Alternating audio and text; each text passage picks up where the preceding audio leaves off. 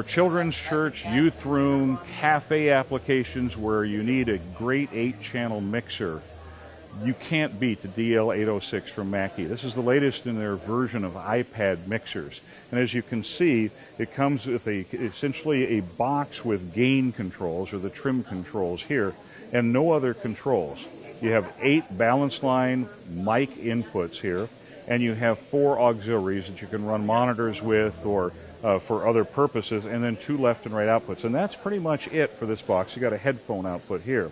This is an iPad, and it's in a secure cradle. You can see it's bolted in this way, but you don't have to have the iPad installed for this mixer to run. You can remove the iPad and run it with the iPad separately. You can also run it with a iPhone or an iTouch or with a mini iPad. And you can run up to 10 different iPad devices or iDevices on this one unit. So just because this one has the iPad installed doesn't necessarily mean that you have to use it. It's just the easiest way to show it right now, and oftentimes people will use it this way. But if you wanted to, you could take this and put it in the back room somewhere and keep the controls safe.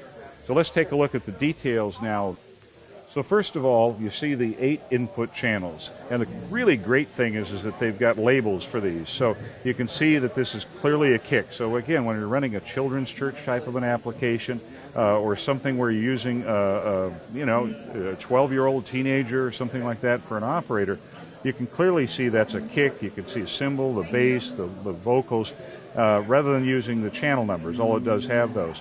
If you want to relabel those, then you can go into a default name, or you can go ahead and label it right there. Okay? Then I can go ahead and do that all the way across. What you're seeing here on the individual channel is the input level. See that input level?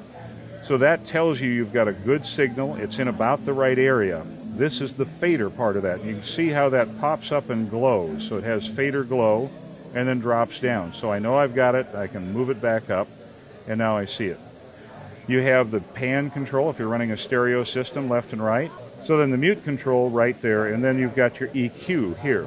So to adjust the EQ, you simply use your finger. In this case, there's a high-pass filter. I can slide that back and forth and take the high-pass filter and move it in or out.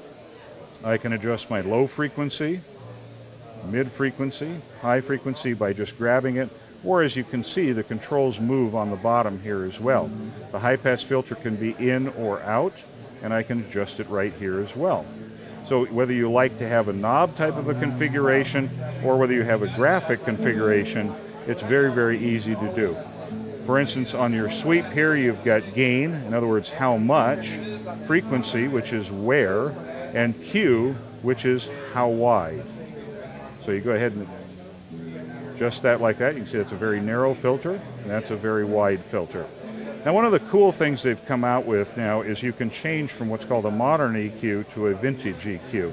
The vintage EQ is more of the knob type of an approach. You select where you want the control to work, and then you just simply go ahead and adjust the control right here, and you can see how many dB you're changing.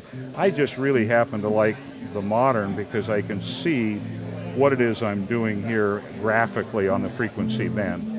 Now, there are other effects that the mixer will do on each channel. Of course, you've got a polarity switch right there. But if I want to get into reverb and some of the other effects, I just come right up here. So the first thing is a gate and a compressor. Very, very cool analog control here. And you can go ahead and adjust the threshold. In other words, where the compressor or the gate will act, how long it will hold, and then fast or medium releases. So you don't have a bunch of knobs here, but you have some selection. So very easy to set that threshold, have that gate kick in. You have a medium attack, medium release, which is typical for a lot of applications.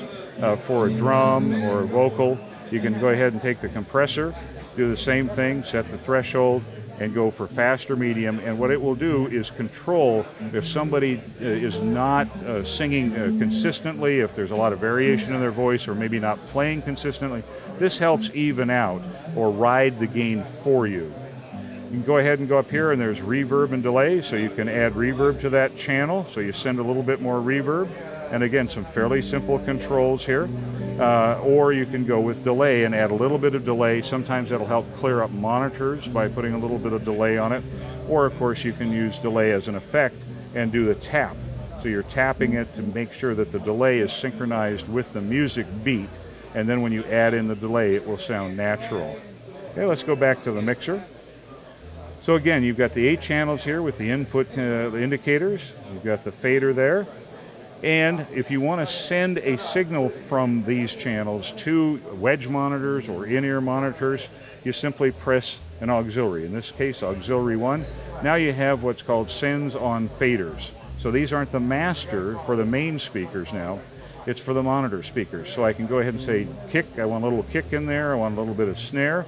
Or I can say, you know what, all I need to have is on A1, it's going to be my vocal monitor. So I'll bring up vocals there, and maybe a little bit of the lead guitar, and maybe a little bit of bass, and I'm getting plenty of drum sound. I don't need that.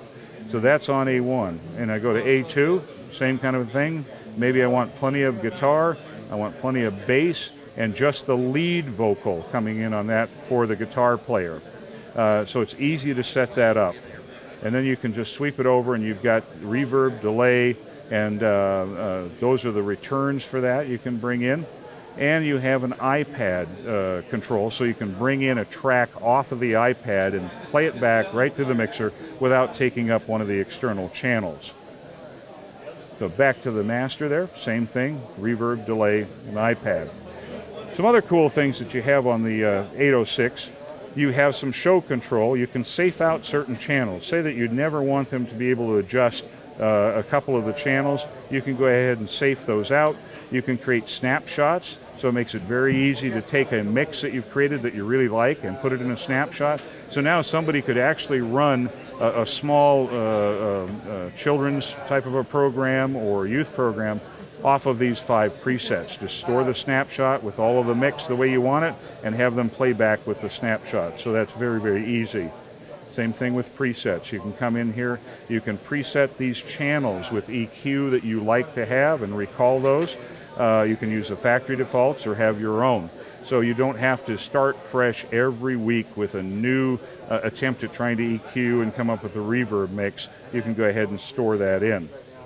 The DL806 is a fantastic digital mixer controlled by the iPad mini, or an iPhone. It's absolutely fantastic for 8 channels or less, plenty of presets as we saw. Click the link at the bottom of this video for ccisolutions.com, where you'll always get the best available price.